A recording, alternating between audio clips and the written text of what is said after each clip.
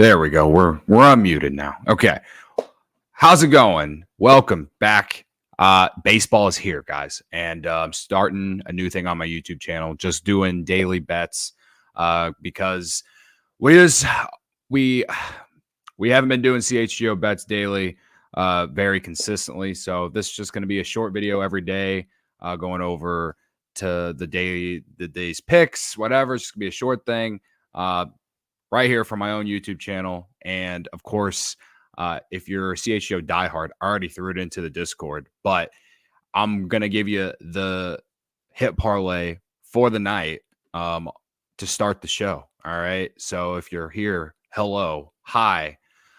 Here's tonight's hit parlay. We're going for the Cubs and Rangers. We're going Bellinger, Horner, and Bush.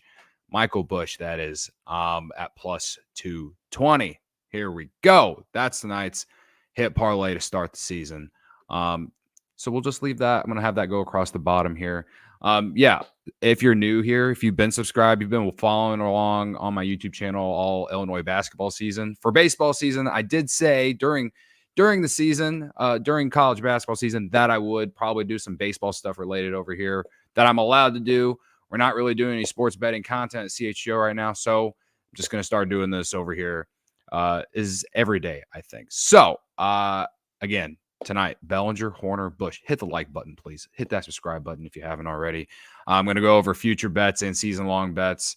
I'll do the Cubs season-long bets, and then I got a few futures just based on MLB as well. So, anyway, I appreciate y'all for coming around, hanging around. I'm really excited. It's opening day. It's opening day. This is the best day of the year. This is better than Christmas. Don't let the facts get in the way of a good story. However, I do like this day more than Christmas, so it's not even really the bit. So the Cubs and Rangers tonight. Nathan Eovaldi versus Justin Steele. The reason I'm doing Bellinger, Horner, Bush is because Eovaldi throws his fastball more than any pitch that he has, 37% of the time, according to Baseball Savant. And Bellinger, he hit 286 against fastballs last season. He also hit 425 against off-speed pitches, and he throws his changeup the next percentile most, around 28%, I believe. So I think it's a good matchup for Cody Bellinger. He's got a lot to prove. He got a chip on his shoulder coming into 2024. So I'm going with Bellinger. I think if you take it single, it's around plus like 260. So Vegas believes that's a good bet for him to just get a hit, right? But obviously, if you want some real value, you got to add more hitters, right? So we're going Bellinger. Then I'm going Nico Horner, who also, he hit 302 against fastballs last year and 271 against off-speed stuff. I also believe that Eovaldi was a little bit better, just a little bit better against lefties than he was righties. So that's why there's only one lefty in this part. Well, I guess there's two lefties, but I'll get to Bush in a second, but Nico Horner might be their best right-handed matchup against Eovaldi. At least that's what Baseball Savant is telling me. Baseball is weird. We'll see what happens. I'm hoping we start opening day with a winner.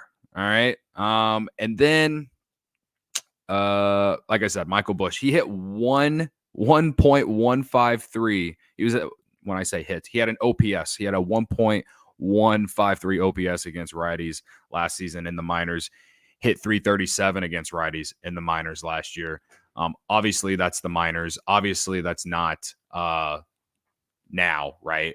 But I'm willing to test out the odds for him to just get a hit plus or minus 170. So when you add that into this parlay, that's where you get the real value. So I think Bellinger and Horner are locks to get hits. Bush will be kind of a toss-up because we just don't know what he's going to do here to start the year.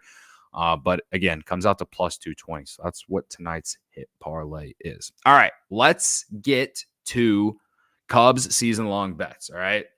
If you're new here, again, hit that like button, hit that subscribe button. I appreciate it. Cubs season-long bets, all right? This is my favorite one, and I can't believe that this number didn't change, all right?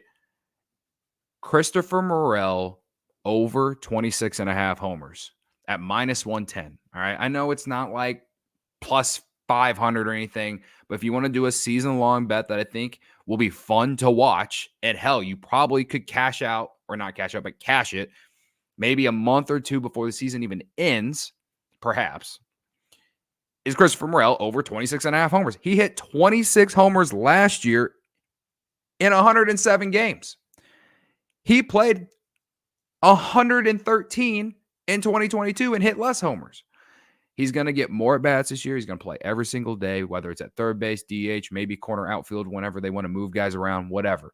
He's going to get at-bats every single day. I'm honestly a little surprised the number's at 26.5. So I think it's great value at -110. Give me Christopher Morel over 26.5 homers for the Cubs. I think he leads the Cubs in homers this year in general. I also saw Cody Bellinger at 23.5. It's at -120 to go over, so not as good of that value. I feel like that's a lock as well, but I think people are looking at that batted ball data from last year, and that is why the number is lower. But again, remember, Bellinger hit 26 homers last year, missed a month of the season because of that knee injury he sustained in Houston. If he stays healthy this year, I think he could easily hit 30. So to me, feels like an automatic play. But I do really like Christopher Morel just because there's such a high ceiling there. I don't think we've seen the ceiling for this guy yet. I think there's so much to like. Plus, he's just obviously, as we know, has all that raw power. So I'm going with Morel over 26.5 homers. All right, next one. Shohei Imanaga over 150.5 strikeouts at -105. Shohei Imanaga had a 17, if I'm reading this correctly, in spring training. And as you guys probably know, I don't pay attention to stats in spring training. I don't. But he had a 17.76 strikeouts per 9 in spring training this year. He was striking guys out at, let me look at this, 41% of it of the time that he was out there. Again, small sample size. It's spring training. Don't take it all for granted. I will say that Fangraphs, or Steamer, has him projected to pitch 178 innings this year to total up 180 Ks. So 150 to me seems kind of low based off some projections. The only thing that kind of scares me about it is the fact that he's a rookie technically, and we don't fully know what he's going to bring. He might have some outings where he doesn't pitch deep into games because of strikeouts. And maybe that could hurt him, perhaps. I'm not really sure. It depends. Like, he might rack up 4 or 5 strikeouts, but it takes a ton of pitches and maybe doesn't get out of the 4th or 5th inning a few times throughout the year, right? We've seen that with other guys. I think Dylan Cease is a great example of that. A guy who can strike out a ton of dudes, but doesn't go deep into games. Will that affect this total? You can argue that it won't. You can also argue that it could. Perhaps. I don't know. But all I know is that 150 seems low if he's able to, at least go 6 innings almost every start and strike out guys anywhere close to the rate he was in the spring. Obviously, I think he struck out batters around 30% of the time in Japan. So I believe the adjustment period could come, but will come, and he might have a few bad starts. Yamamoto has been going through that, right? Was not good in his first start. Do we expect him to be that bad all season? I don't think so. And anyone who does, I think, is a little delusional. I can be a little delulu if you want me to, though. I can. But I don't know. I just feel like 150 seems kind of low if he's able to pitch to what the projections, to the innings, the amount of innings that the projection systems are giving him. So give me Shota Imanaga over 150.5 strikeouts for the 2024 season. Yes, I really did write all of this down. Credit to me. All right. Those are my 2 single player, season long bets. All right. Let's do some team ones. All right. As you all know, if you listen to CHGO Cubs, I think the Cubs win 89 games this year. You can get them at 84.5. All right.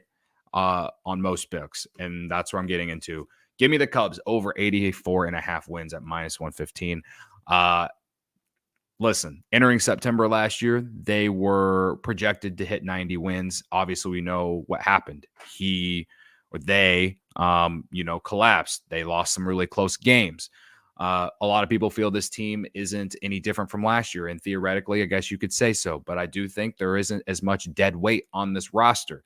You don't have a Trey Mancini, Eric Hosmer, Tucker Barnhart. Drew Smyly isn't in your starting rotation, and you still have decent pitching depth. Are there questions? Yes, there definitely are questions, but you're also playing in the NL Central, and everyone else is having to play basically the same schedule as you because everyone plays everyone now. So I think that this Cubs team is coming into 2024 with a little bit of a chip on their shoulder. They knew that they should have made the playoffs last year. Hopefully, they're taking some of that energy, that fire into this season. Got to start the season off well, obviously. They started April off pretty well last year, really struggled in May, and then, got hot in July, basically. They kind of treaded water in June, but really got hot in July and August. If they're just a little bit more consistent throughout this year, I think they can at least go over this 84.5. If you listen to our show, we're all pretty high on them going over the 84.5. So I think at minus 105, I think that it's solid, or minus 115, solid value. All right. As far as like to win the division, they're at plus 185. I don't like it in terms of value. It's not a bad bet. You get the Brewers at plus 750, which I like their offense, but their pitching is in big question right now. And obviously you need pitching to win, so I don't love it. Reds got a lot of injuries entering the year, plus 350. That's why. But if I were to not take the Cubs, I would take the Reds at plus 350. Let's see. What else here? I see some of your comments. I'll get to them here in a second. I'm trying to do this in less than 15 minutes. We're about 12 minutes in. World Series sprinkles. All right. World Series sprinkles. All right. The highest value, Diamondbacks plus 4,000. I know they went to the World Series last year. I know that, the Phillies, everyone kind of picked them to go to the World Series last season based off what happened the year before. Obviously, baseball is weird. You never know what's going to happen. However, I really like their rotation. They just added Jordan Montgomery, Zach Gallen, Brandon Pfaadt, I think is going to have a big year for them. Merrill Kelly. The pitching is there, and I like their offense. Corbin Carroll, Ketel Marte. They have a pretty solid team. They really do. And the fact that they're at plus 4,000, I feel like that's really good value. All right. So give me that. You can also get the Diamondbacks at plus 1,000 to win the NL West. And listen, I think I will say this. I like their pitching more than I like the Dodgers pitching. I think the Dodgers pitching has a lot more questions. However, Dodgers, huge favorites, like minus 450 to win the NL West. They win the NL West every year. Again, it's a little bit of a sprinkle on the Diamondbacks.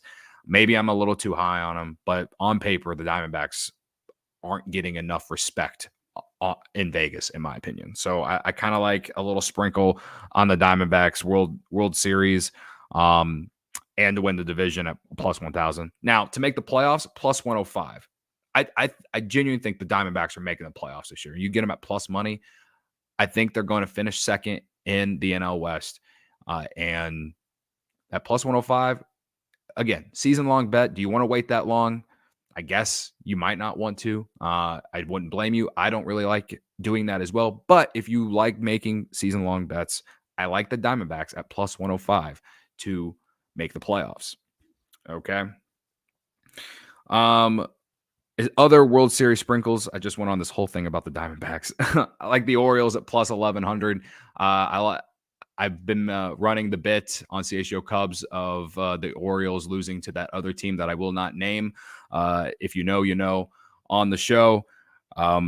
But I really do like the Orioles to win the World Series at plus 1,100. I also like the Braves at plus 450. It's chalky, but whatever. I think the Orioles at plus 1,100 is like really good odds. I really do. So give me the Orioles at plus 1,100 or the Braves at plus 450. Get the Cubs at like, I don't know, like plus 3,000, something like that. But a guy can dream, guys. A guy can dream. I just think the Orioles adding Corbin Burns, they got some playoff experience last year. Some of the young guys, Jackson Holiday is going to debut at some point. Maybe takes that team over the top. Who knows? On top of their already really good team, I really do like the Orioles in 2024. So we'll see. Braves, obviously, you know, their team should have been in the World Series, should have been the NLCS last year. Just kind of, I don't know. The Phillies are their kryptonite. I don't know what happened, but you look at their team on paper and it's just like, how is this team not going to at least be in the World Series again? So at plus 450, I like those odds because I think they're only going to go lower if they start off the season hot, right? So or higher. However I'm supposed to say it. You get what I'm saying. So yeah, those are my plays for my season-long plays for the 2024 season, guys. Nothing too crazy, nothing too large. Not, obviously I can make some more bets in terms of really good value or whatever, but I think the ones that I gave you are ones that are at least going to be more enjoyable to follow. We'll see. I see y'all in the chat. Terry, thank you for being here, man. Generic comic posted for algorithm purposes. Happy opening day, Cody. I appreciate you, man. I appreciate you, Terry. Coils, what's good? Credit to you. Credit to you. Gary Ross, Jake Slaughter. If there were a bet for Jake Slaughter to get the call up this year, Gary, I would absolutely play it just for you. I would sprinkle just for you, Gary. All right. Well, that's all I have. Again, this was just going to be really short, and this is kind of what it will be all season for me. 20 minutes tops. These are the bets for the day. Again, tonight's Cubs hit parlay: Bellinger plus Horner plus Bush plus 220. Kind of like Bellinger on the hits, runs, and RBIs prop too, but not great value. I saw it at like minus 125. But I think it's a free win. So if you want to take it, take it. But that's tonight's Cubs hit parlay: Bellinger, Horner, Bush plus 220. I will see y'all at Country Club later tonight for the Cubs opening day watch party and post-game show. For all of you that will be there, credit to you all for being there. Credit to you all for watching and supporting CHO Cubs. So until tomorrow, I will see you all later. Bye.